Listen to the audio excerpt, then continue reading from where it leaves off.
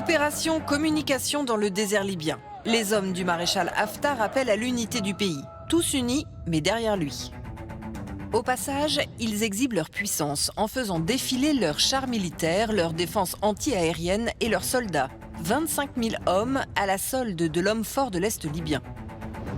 Pourtant, à l'autre bout du pays, il existe un gouvernement légitime reconnu par la communauté internationale. Alors aujourd'hui, qui dirige la Libye ? «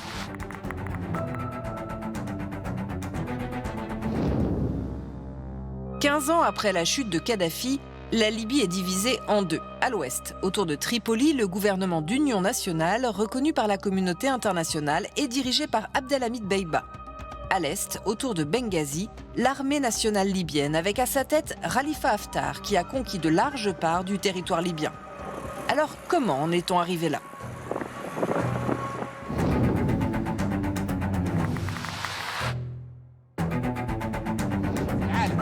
Retournons 15 ans en arrière. Il aura fallu une révolte populaire, une guerre civile et une intervention de l'OTAN pour faire tomber le colonel Gaddafi et 40 ans de règne sans partage. Il est finalement assassiné par son peuple le 20 octobre 2011.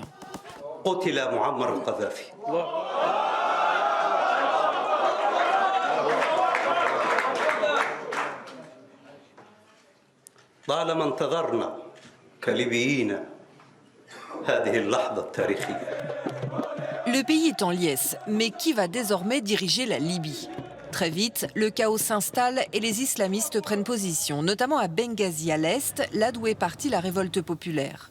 Le gouvernement à Tripoli est dépassé, et c'est là qu'intervient Khalifa Haftar, un général de l'armée libyenne qui parvient à unir différentes milices pour venir à bout des islamistes.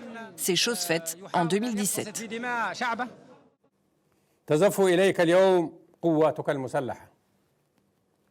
بشرى تحرير مدينة بنغازي من الإرهاب. Devenu maréchal en 2016, il consolide ses positions à l'Est au détriment du gouvernement national qui contrôle toujours la capitale. Fort de ses victoires militaires, le maréchal Haftar part à la conquête de l'Ouest en 2019, mais c'est un échec. Sa défaite militaire entérine la séparation du pays.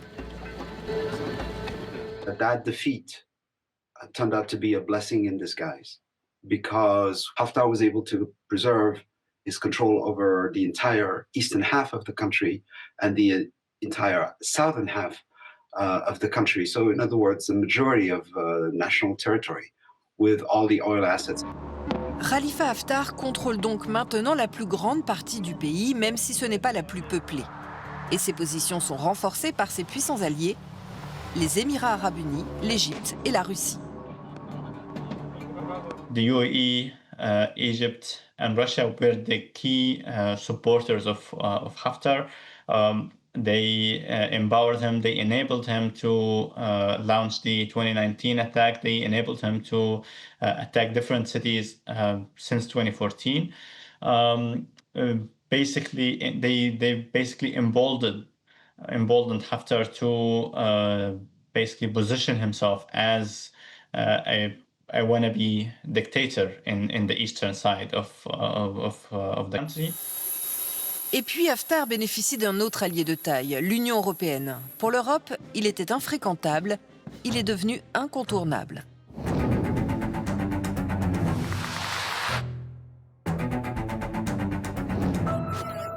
Entre la Libye et l'Europe, il y a la mer Méditerranée que des dizaines de milliers de migrants tentent de traverser chaque année. Pour les dissuader de prendre la mer, l'UE a conclu un pacte avec la Libye en 2017. Un pacte avec le gouvernement d'union nationale, celui de l'Ouest, le seul qu'elle reconnaît officiellement. Elle lui a donné carte blanche pour intercepter les bateaux en mer. Mais l'année dernière, les arrivées en Crète depuis la côte est de la Libye ont quadruplé. Si bien que ces derniers mois, plusieurs pays, dont l'Italie, se sont rapprochés du maréchal Haftar. Because he controls big parts of the country, he controls the eastern coast. That forces some countries like Greece, like Italy, to interact with him and deal with him more directly than they might have hoped. European countries are obsessed with just one thing, migration. Then Libyans are going to exploit that. Maybe I will do you a favor by reducing the flow of migrants, But if I do that favor for you, don't ask me for anything else. Don't bother me because I happen to be trafficking drugs. Don't bother me because I torture innocent political opponents in my dungeons. De nombreuses ONG ont documenté les violations des droits de l'homme commises contre les migrants par les autorités des deux côtés du pays. Et malgré cela, les Européens renforcent leur coopération, légitimant ainsi la situation et le partage du pouvoir en Libye.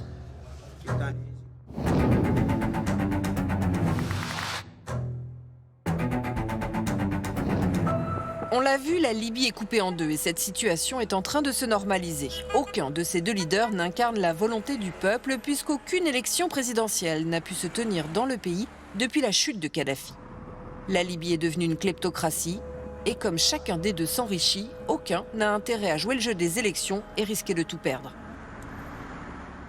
The levels of corruption that we're seeing today are unprecedented. We've never seen this level of meddling with the key resources of the state of the country, and I'm talking about basically the two main powers, the two main political actors, reaching directly and grabbing part of the basically big segment of the oil revenues.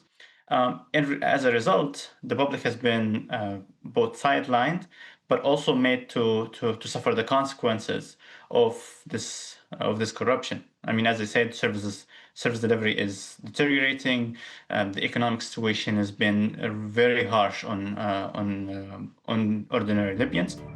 Le maréchal Haftar a plus de 80 ans aujourd'hui. Ses apparitions publiques se font de plus en plus rares. Mais il prépare sa succession. Il a nommé son fils, Saddam, vice-commandant de l'armée nationale libyenne. Et dans les faits, aujourd'hui, c'est lui qui gouverne. Is this going to last automatically? Not necessarily, because a lot of the equilibrium that exists, particularly in eastern Libya, exists because the father is still technically alive. And there's a lot of historical legacy, a lot of symbolism, a lot of legitimacy vis-a-vis what happened in Benghazi, particularly during the war of 2014, 2017. A lot of that is not easily transmitted to the sons. Une nouvelle période d'incertitude pourrait donc s'ouvrir à l'Est. Si aujourd'hui la Libye n'est plus en guerre, elle est dirigée par deux hommes autoritaires et corrompus qui ne se préoccupent pas du sort de leur population. On est loin des rêves de liberté scandés par les Libyens lors du printemps arabe de 2011.